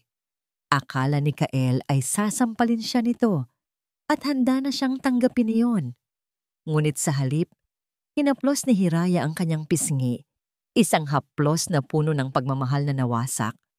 Ang mga luha ay malayang dumaloy sa kanyang mga pisngi habang tinititigan niya ang mga mata ni Kael. Mga matang minsan niyang naging tahanan. Ang kanyang boses ay isang basag na bulong, puno ng sakit na hindi kayang ilarawan ng kahit anong salita. Lahat, anya, ang kanyang paghinga ay nagkakaputol-putol. Lahat pala ay kasinungalingan. Ang mga salita ni Hiraya ay tumusok sa puso ni Kael na parang isang punyal na yelo. Lahat pala ay kasinungalingan. Ang sakit sa boses nito, ang matinding pagkadismaya sa mga mata nito, iyon ang parusang matagal na niyang kinatatakutan. Tumingin siya kay Hiraya pagkatapos sa isa kanyang ina at sa 2 batang takot na takot sa isang tabi. Ang buong mundo niya ay nasa harap niya, nag-aantay ng kanyang susunod na galaw. Ang duwag na Kael ng nakaraan ay gustong tumakbo, magtago, at iwasan ang lahat ng ito. Ngunit ang Kael na natutong magmahal bilang isang ama at asawa, sa loob ng 5 taon ay alam na wala nang tatakbuhan. Kael, anak, nagsalita si Doña Generala. Ang kanyang boses ay nagbabalik sa awtoridad. Tila siya ang may kontrol sa sitwasyon. Tapos na ang kahibangan na ito. Umuwi na tayo. Dalhin mo ang mga bata. Ang babaeng yan ay wala ng papel sa buhay natin. Inakala ng Donya na yon na ang katapusan, na sa pagbagsak ng kasinungalingan, babalik sa kanya ang kanyang anak. Ngunit hindi niya nakita ang pagbabago sa mga mata ni Kael. Isang pagbabagong pinanday ng 5 taon ng takot at pagmamahal. Hindi pinansin ni Kael ang kanyang ina. Ang kanyang mga mata ay nanatiling nakatitig kay Hiraya. Totoo ba? Tanong ni Hiraya. Ang kanyang boses ay mahinahon ngunit mabigat. Hinihingi ang isang sagot, hindi mula kay Doña Generala, kundi mula sa kanya. Totoo bang kasal na tayo noon, na pinirmahan ko ang annulment, na itinago mo sa akin ang lahat? Walang pag-aalinlangan, walang pagdadahilan. Tumingin si Kael diretso sa mga mata ni Hiraya at tumango. Tinatanggap ang buong bigat ng kanyang kasalanan. Oo, sagot niya. Ang isang salita ay puno ng pagsisisi. Totoo ang lahat. Isang hikbi ang kumawala kay Hiraya. Ang pag-amin na yon ay ang huling saksak.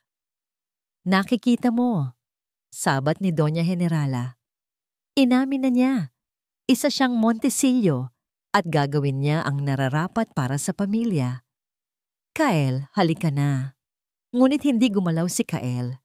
Sa halip dahan-dahan siyang lumingon upang harapin ang kanyang ina. Sa unang pagkakataon sa buong buhay niya, walang takot sa kanyang mga mata, tanging isang malamig at matigas na determinasyon. Hindi kami aalis, sabi ni Kael. Ang kanyang boses ay matatag. Nagulat si Doña Generala. Ano ang sinabi mo? Sabi ko, hindi kami aalis, ulit ni Kael. At hindi mo makukuha ang mga anak ko. Sila ay mga Alcantara, hindi mga Montesillo. Wala kang karapatan. Sigaw ng Donya. Ang kanyang muka ay namumula sa galit. Dugo ko ang nananalaytay sa mga batang yan. Sila ang tagapagmana ko. Tagapagmana? Isang mapait na tawa ang kumawala kay Kael. Ang pamanang halos pumatay sa kanilang ina? Akala niyo ba hindi ko alam, Ma? Ang mga salita ni Kael ay nagpatigil sa lahat. Maging si Hiraya ay napatingin sa kanya, naguguluhan. Ano ang ibig mong sabihin? Tanong ni Hiraya.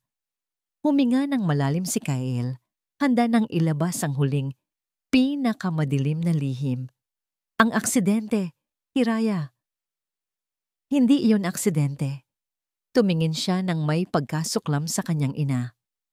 Ang truck na bumangga sa bus mo, pagmamay-ari ito ng isang kumpanyang nasa ilalim ng Sylvan Fields. At ang driver na tumakas, dati niyang security personnel. Nagkataon lang ba ang lahat ng yon, Mama? Ang mukha ni Doña Generala ay biglang namutla. Ang kanyang pagiging kampante ay naglaho, napalitan ng pagkagulat at hindi makapaniwala.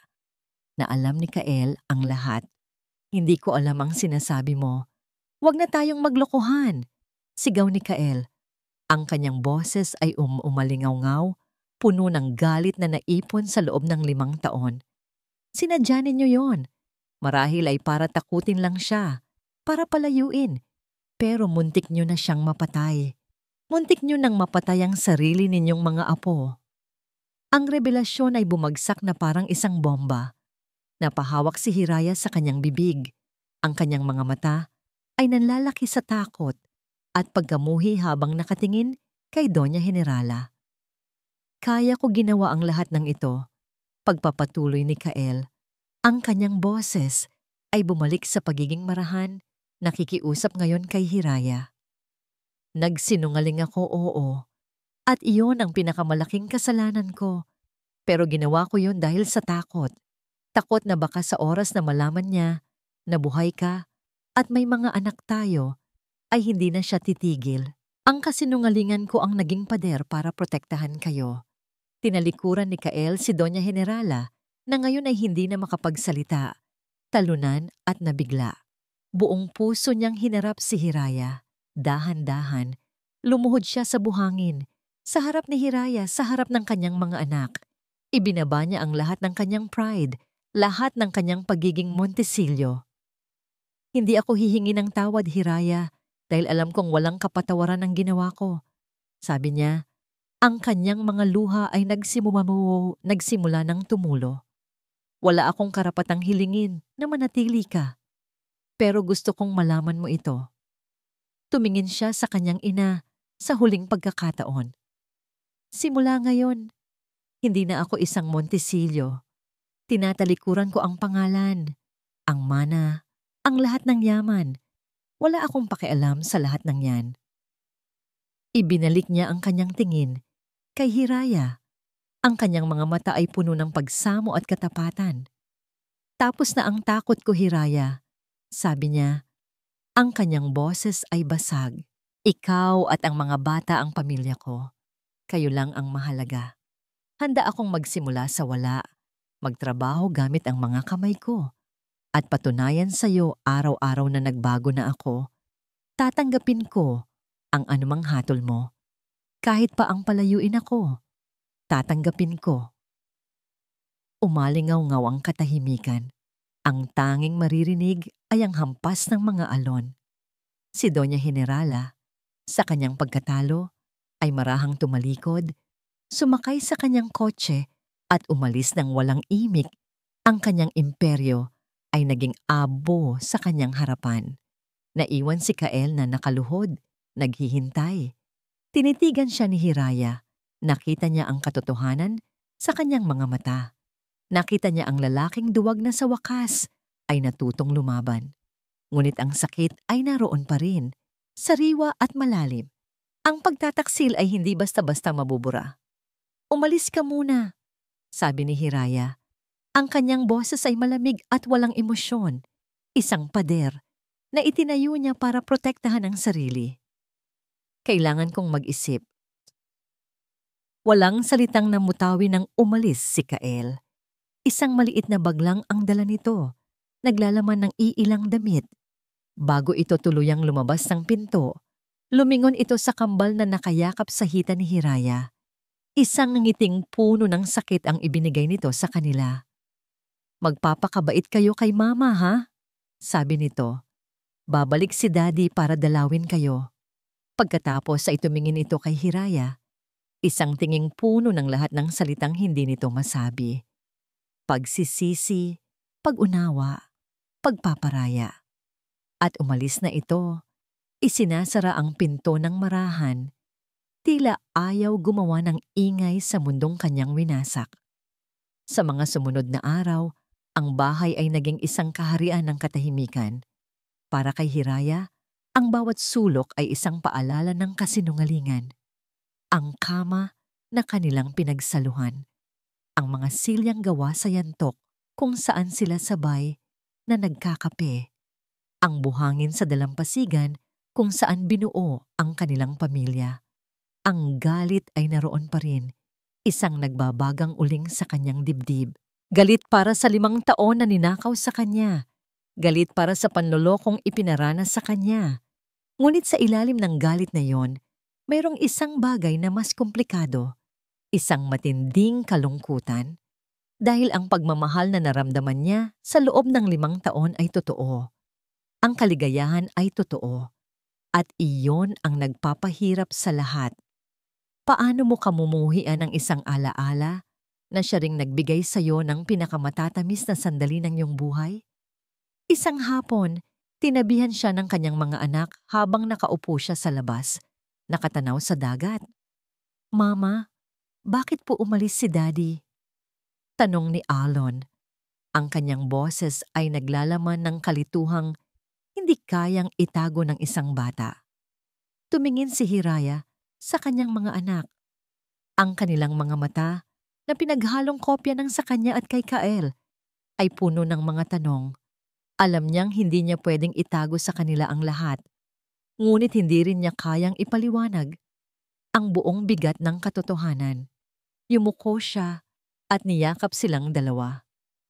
Si Daddy, nakagawa siya ng isang malaking pagkakamali.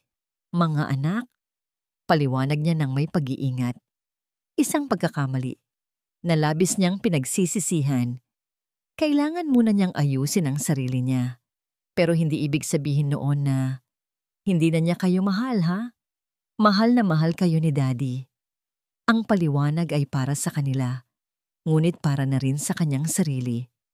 Isang paalala na sa gitna ng lahat ng kasinungalingan, ang pagmamahal. Ni Kael, para sa kambal ay hindi kailanman naging peke. Tumupad si Kael sa kanyang pangako. Hindi na ito nagpakita sa bahay nila nang walang paalam.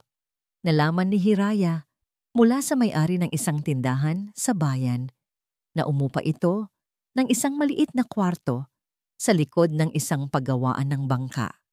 Isang kwartong sapat lang para sa isang tao. Isang araw, habang pauwi mula sa palengke, dinaanan ni Hiraya ang lugar na yon.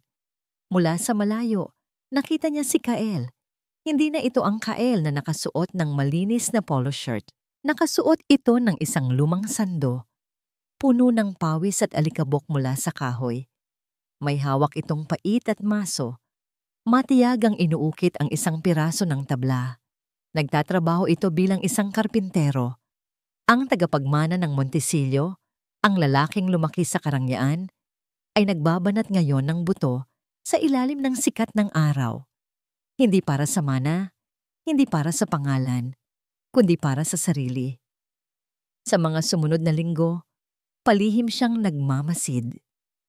Nakikita niya si Kael tuwing hapon, nag-aabang sa may kanto malapit sa eskwelahan ng mga bata para lamang masilayan ang mga ito habang pauwi. Isang beses, nakita niyang iniabutan ni Kael si Tala ng isang maliit na laruang kabayo na gawa sa kahoy na halatang siya mismo ang gumawa. Hindi ito nagtagal. Isang ngiti, isang maikling kamustahan at umalis na ito. Iginagalang ang espasyong hinihingi ni Hiraya. Ang Kael na nakikita niya ngayon ay hindi na nagtatago. Ang kanyang mga kilos ay isang tahimik na paghingi ng tawad. Isang patunay na mas totoo pa kaysa sa anumang salita. Isang gabi, pagkatapos patulugin ang kambal, humarap si Hiraya sa salamin. Tinitigan niya ang kanyang refleksyon.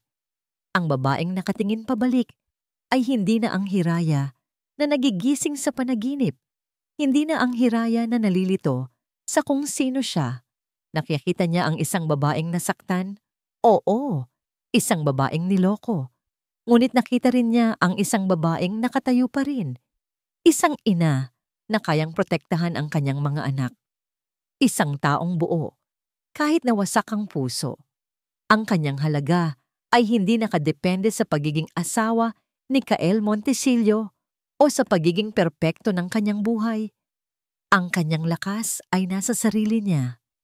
At sa pag-unawang iyon, isang bagay ang nagbago sa kanyang puso.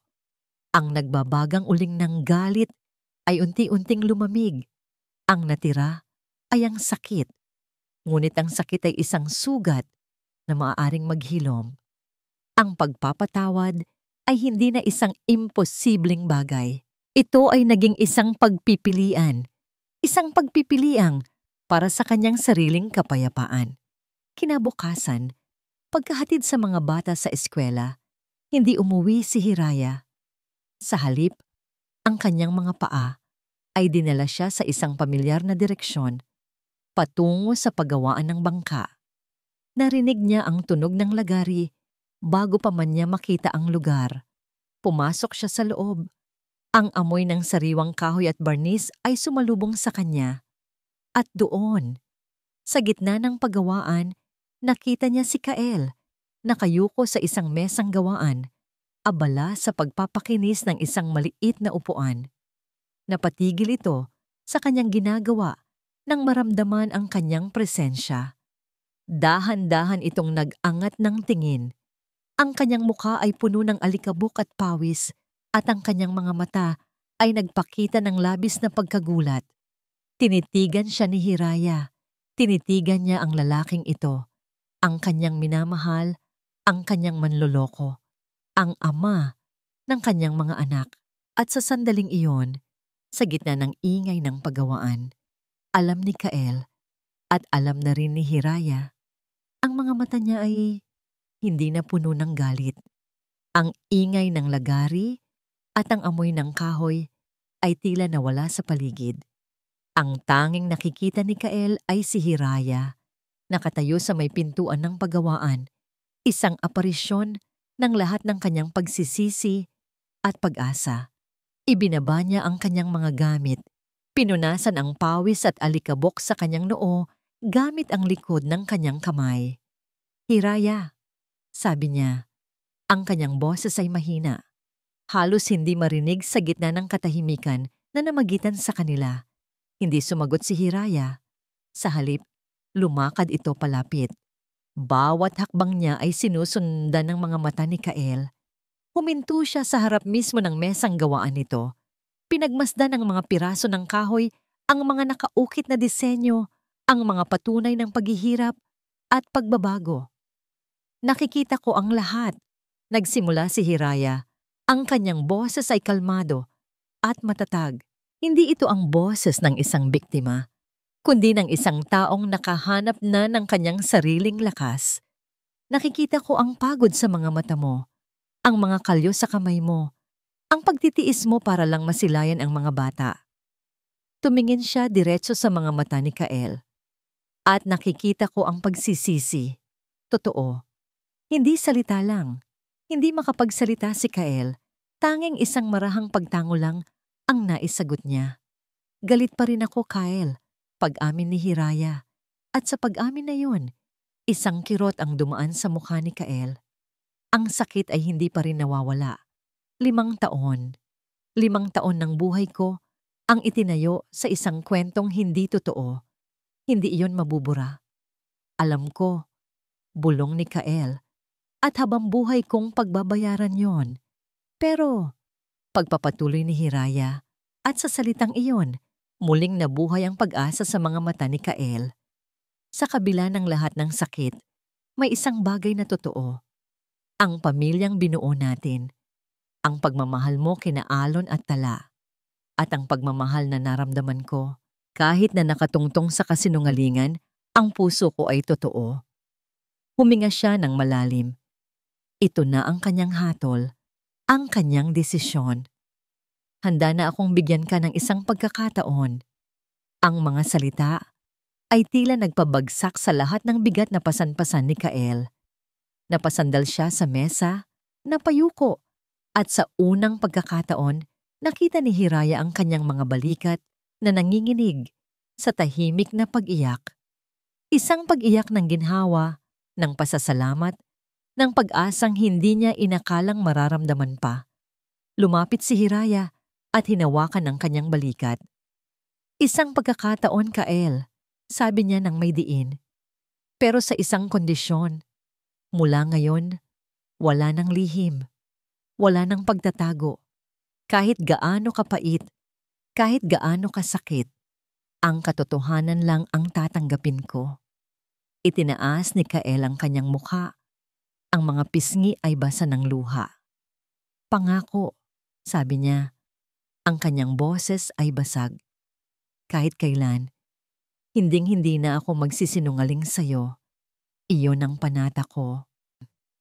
Makalipas ang ilang araw, sa pwesto sa dalampasigan kung saan unang sinabi ni Kael kay Hiraya ang kanilang kwento. Doon muling nagkita ang dalawa. Palubog na ang araw. Hiraya, sabi ni Kael. Mula sa kanyang bulsa, hindi isang mamahaling kahon ng singsing ang kanyang inilabas, kundi isang bagay na mas may halaga, isang singsing na gawa sa kahoy.